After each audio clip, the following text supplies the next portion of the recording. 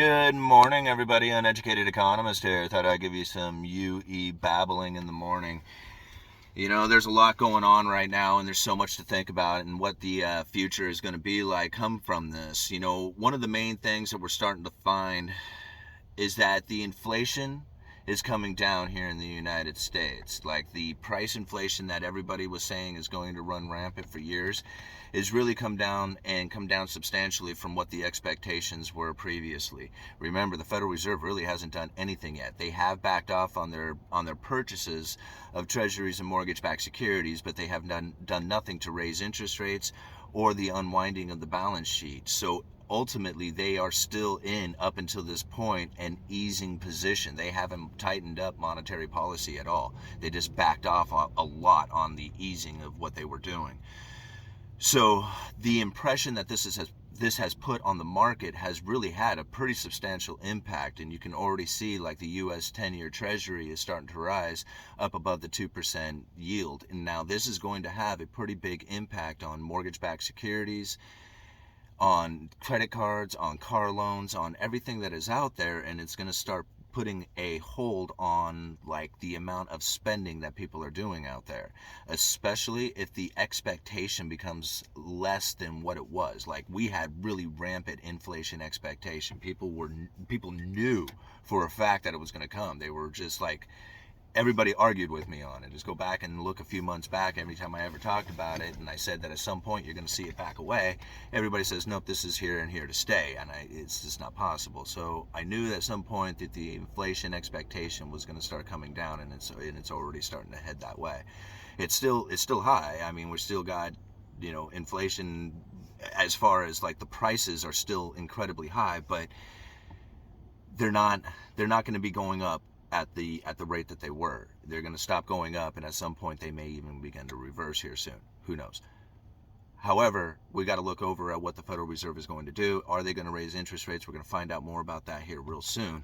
If they do begin to raise interest rates, which I'm sure they are going to lift the federal funds rate, the immediate impact on the market should be pretty small. I mean, markets are already anticipating that this is going to happen, so there's really no worries about, like, what this is going to do to the markets. What it's going to do in the long run is going to be 6 months down the road or so. So think about some of the things that are happening, like, right now, that would be impactful from the Federal Reserve's lifting of interest rates 6 months down the road. Because already people are anticipating this lifting of interest rates and how that's going to slow spending. At the same time, we're having an economy that's opening up. Like, here in Oregon, we finally got rid of the mask. Finally, right? No more indoor mask mandates. Nobody's asking about it. And it's amazing, like, 50% of the people are still wearing their mask. Like, it has been ingrained into them to wear it. Now, it's probably, much of their concern if they're following, like, China, who right now is going back into lockdowns, which is going to have an impact on the supply chain coming here to the United States that is already backed up, that is about ready to free up. So we are going to experience, like, less inflation than we have because of the freeing of the economy, because of the restrictions being lifted.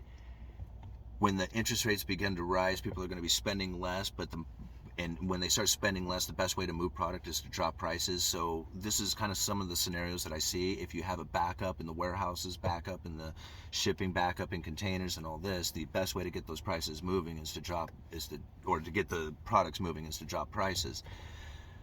So that's almost something that I can anticipate coming from, the economy opening up again, and the lifting of interest rates, and the dropping of demand coming from all the spending, the consumer demand. This is just something that I just almost see happening from that. However, filling that supply chain again, remember, now it's severed again because of China. If they go into lockdown, they're going to lock down all their manufacturing, everything else that goes with it. That's going to put that ripple back into it. One of the things that I was reading is that China was not getting the inflation that they were anticipating that they were going to get. Like, their inflation was very low comparatively to, like, what we were experiencing over here in the United States or over in Europe. And so it almost leads me to believe it was just like, well, yeah, what's the best way to, get prices to go up, but then to sever the supply chain, just like we had done. So again, I have to ask, how is it that the Federal Reserve and the lifting of interest rates is going to fix a broken supply chain? It's not going to. I mean, it's just simply not.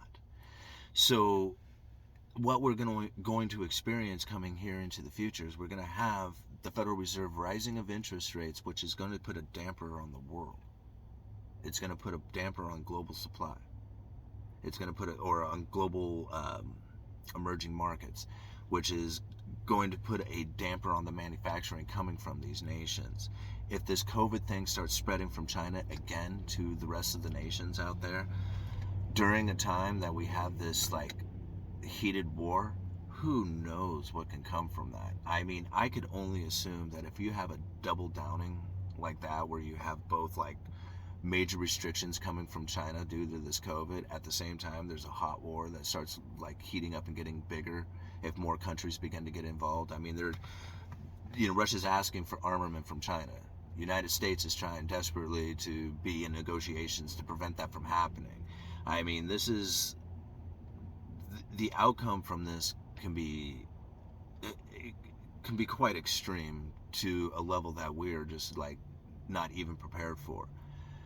I ultimately believe that right now they are trying to set up who it is that's going to be partners with who, and everything is going to start moving into digital like tokenized cryptocurrency, central bank digital currency. There's going to be a lot of regulations and like partnerships, industries built, and it's all done during destruction. Like when you have the biggest crisis, right? When you have a natural disaster, a war, a pandemic, a financial crisis, anytime you have something like this, terrorist attacks, remember, these are the best times that you get to change the way things are done. Things will never be the same after this point. And I know that like a lot of people will be looking at things from their own view. Like, I understand, like, I used to follow politics like a lot, and I got out of it. I gave it up pretty much when the Republican Party blackballed Ron Paul.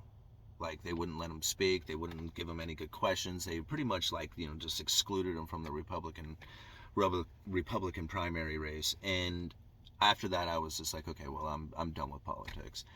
And it was right about the same time that I read The Creature from Jekyll Island. So from that point on, I just started following the money, and I was just like, okay, never mind this. I'm just going to follow and see what happens with sovereign debt, whose, currency's on top, where trade is going. This is the things that I find that are more important. And, a lot of people talk about a bad economy, and, I don't necessarily think there's ever a time that there's a bad economy. It's just you're in a bad position in the economy. That's the difference. When you're stuck in a way that you're like, man, I do not want to change the way I'm doing things. I just want it to work the way I know how it works. Unfortunately, the tides change, just like being out there on the river. So anyway, I'm going to go into work. That's Uneducated Economist Babbling in the Morning. You guys let me know.